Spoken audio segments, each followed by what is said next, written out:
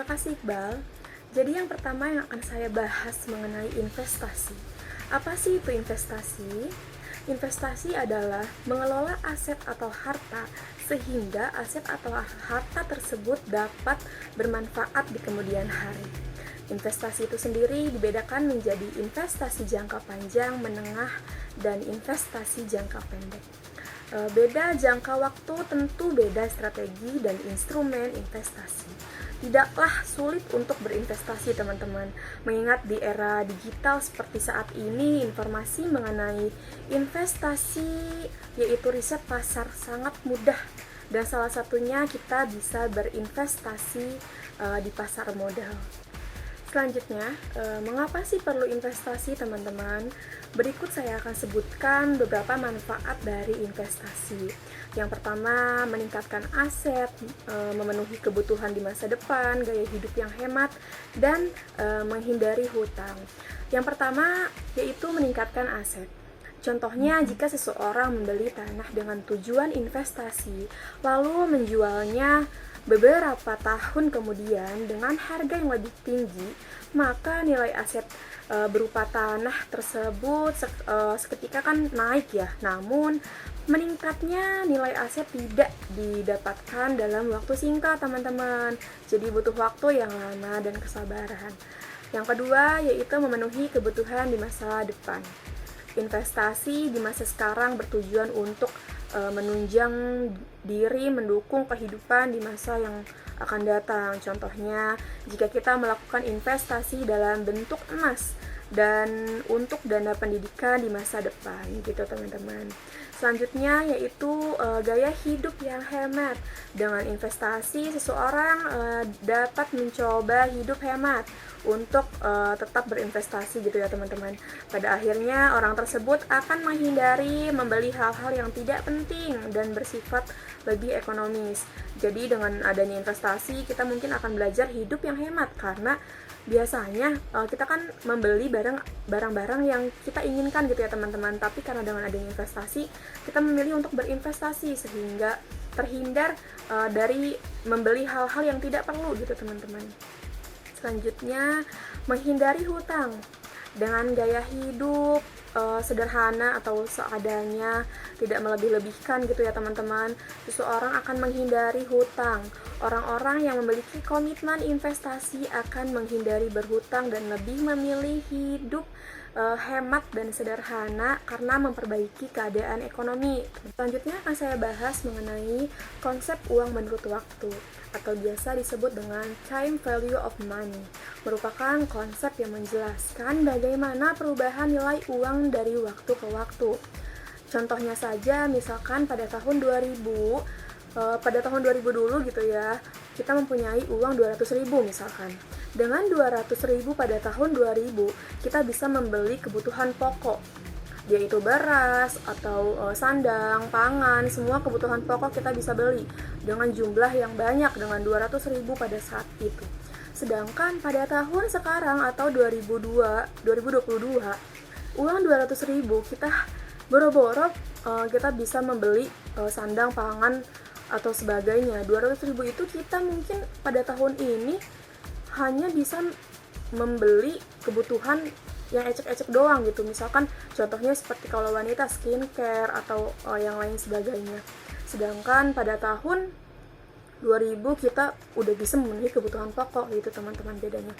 Jadi memang nilainya uang itu berbeda gitu pada tahun ke tahun gitu. Padahal uangnya itu sama 200.000, tapi nilainya yang berbeda gitu teman. Baik, terima kasih saudari Amelia. Saya Fatul Ulum akan melanjutkan materi selanjutnya mengenai inflasi.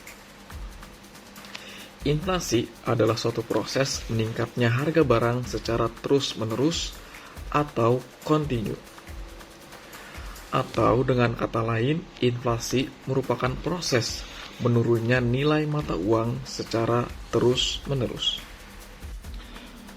Ada dua sektor untuk kita dapat berinvestasi. Yang pertama, sektor keuangan, dan yang kedua, sektor non-keuangan. Untuk sektor keuangan, kita bisa berinvestasi melalui jalur perbankan atau pasar uang. Selain itu, Sektor keuangan yang lainnya adalah pasar modal. Untuk sektor non-keuangan, kita bisa berinvestasi melalui jalur komoditas atau penjualan barang-barang yang diperdagangkan. Selain itu, sektor non-keuangan untuk kita dapat berinvestasi selanjutnya yaitu adalah jalur real atau pembelian logam mulia seperti emas, perak, dan lain-lain. Kemudian selanjutnya yaitu mengenai pasar modal. Pasar modal adalah sebuah pasar yang memperjualbelikan instrumen keuangan jangka panjang seperti reksadana, saham, obligasi, dan lain-lain. Kemudian mengenai struktur pasar modal. Struktur pasar modal tertinggi dipegang oleh Otoritas Jasa Keuangan atau OJK dan lembaga pemerintahan di bawahnya seperti BEI atau Bursa Efek Indonesia, kemudian ada KPEI atau Clearing Penjaminan Efek Indonesia, dan KSEI atau Kustodian Sentral Efek Indonesia. Struktur pasar modal dapat dianalogikan sebagai sebuah mall atau pusat perbelanjaan. Lembaga-lembaga pemerintah seperti Lembaga Pusat Otoritas Jasa Keuangan atau KPEI, KSEI, dan BEI dapat dianalogikan sebagai sebuah pengelola mall atau pengelola pusat perbelanjaan. Untuk toko-toko yang ada di dalam sebuah mall dapat dianalogikan sebagai sebuah perusahaan-perusahaan. Kemudian, untuk pembeli atau pengunjung yang ada dalam sebuah mall dapat dianalogikan sebagai sebuah investor. Dan untuk produk-produk yang ada dalam sebuah mall tersebut dapat dianalogikan sebagai sebuah emiten. Demikian presentasi saya. Untuk materi berikutnya akan disampaikan oleh Saudari Yuni. Terima kasih. Baiklah, saya akan melanjutkan pembahasan materi berikut. Setelah mengetahui apa itu pasar modal, selanjutnya kita akan mengetahui manfaat keberadaan pasar modal. Yang pertama, yaitu sebagai sumber pembiayaan. Sebagai salah satu sumber pembiayaan jangka panjang bagi perusahaan dalam mengembangkan usahanya. Yang kedua, ada wahana investasi, yaitu sebagai tempat investasi bagi investor yang ingin berinvestasi di aset keuangan. Ketiga, sebagai penyebaran kepemilikan perusahaan, sebagai tempat untuk penyebaran kepemilikan perusahaan kepada masyarakat.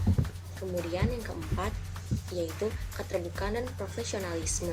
Salah satu industri yang sangat terbuka dan menjunjung tinggi profesionalisme sehingga akan mendorong terciptanya iklim usaha yang tepat.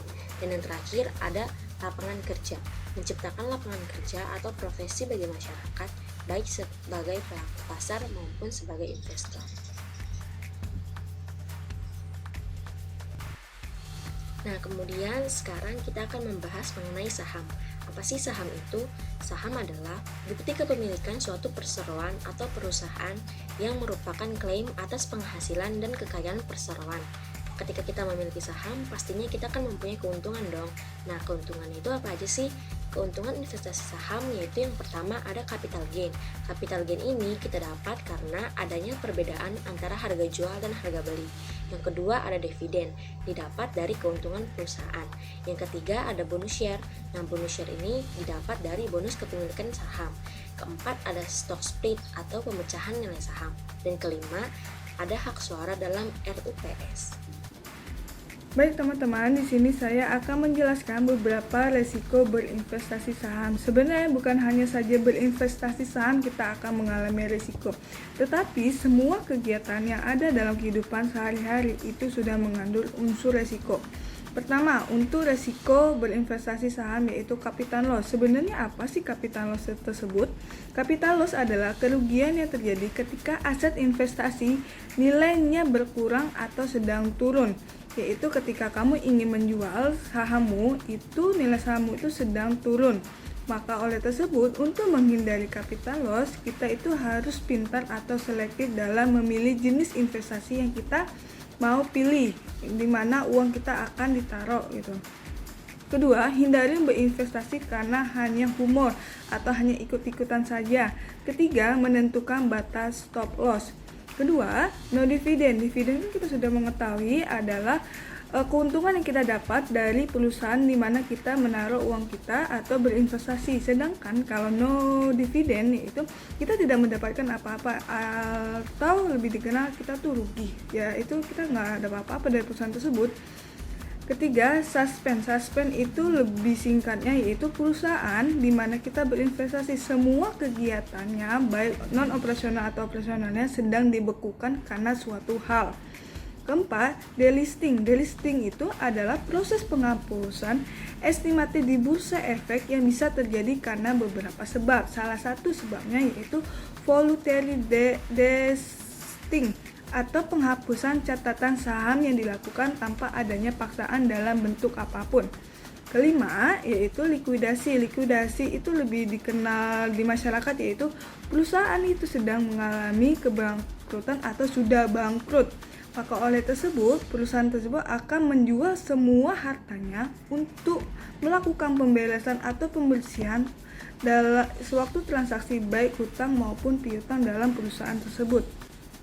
Oke, selanjutnya siapa sih yang bisa membeli saham? Sebenarnya tidak ada peraturan khusus atau undang-undang khusus siapa sih yang bisa membeli saham. Semua orang yang ada di Indonesia maupun luar negeri bebas membeli saham dimanapun, kapanpun, selagi dia mempunyai keinginan, selagi dia mempunyai dana, baik untuk berinvestasi jangka panjang, jangka pendek, masa akan yang datang, atau hal apapun yang ingin dia investasikan, semua bebas untuk membeli saham di mana saja. Baik teman-teman, selanjutnya kita akan membahas fasilitas akses yang diberikan.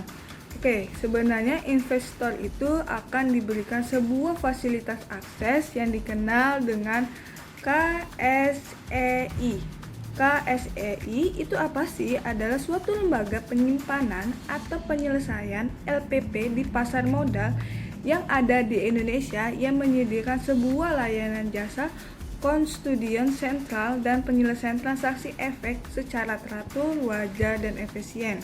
Lembaga ini sendiri diatur dalam Undang-Undang Nomor 8 Tahun 1995 tentang pasar modal. Apa sih tujuan dari KSIE? Yaitu sebagai perwujudan perlindungan investor agar investor tersebut langsung melihat portofolio yang dia miliki lewat sistem ini. Mungkin teman-teman di sini masih bingung, apa sih itu rekening dana nasabah? Rekening dana nasabah sendiri adalah rekening atas nama nasabah yang disimpan di bank, kemudian terpisah dari rekening perusahaan efeknya. Ada beberapa cara jika teman-teman ingin berinvestasi di pasar modal.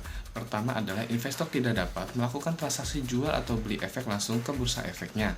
Kedua adalah pembelian atau penjualan saham harus melalui bursa efek. Ketiga adalah sebelum melakukan transaksi investor harus membuka rekening di perusahaan efek terlebih dahulu, kecuali investor institusi atau investor perorangan yang membeli atau menjual unit penyertaan reksadana atau pembelian saham pada penawaran perdananya. Mungkin teman-teman masih takut untuk melakukan investasi karena banyaknya penipuan yang terjadi di luar sana. Mungkin ada beberapa hal yang misalkan teman-teman dapat perhatikan atau waspadai untuk melakukan investasi. Pertama adalah waspada terhadap investasi yang banyaknya janji palsu, seperti misalkan untung yang tinggi dalam jangka waktu yang pendek. Kedua adalah waspada terhadap investasi yang memaksa atau dengan bujuk rayu, seperti misalkan mengaburkan produk investasinya. Dan yang ketiga adalah waspada terhadap investasi yang dengan replikasi, seperti misalkan investasi berkedok MLM, dan juga penguncian dana. Misalkan nih teman-teman memasukkan dana tetapi tidak bisa diambil dalam jangka waktu tertentu, seperti itu. Ada juga terhadap waspada terhadap investasi dengan perusahaan yang tidak jelas izinnya.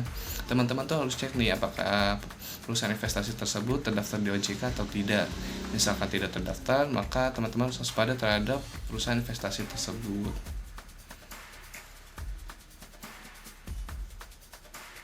Terima kasih yang sudah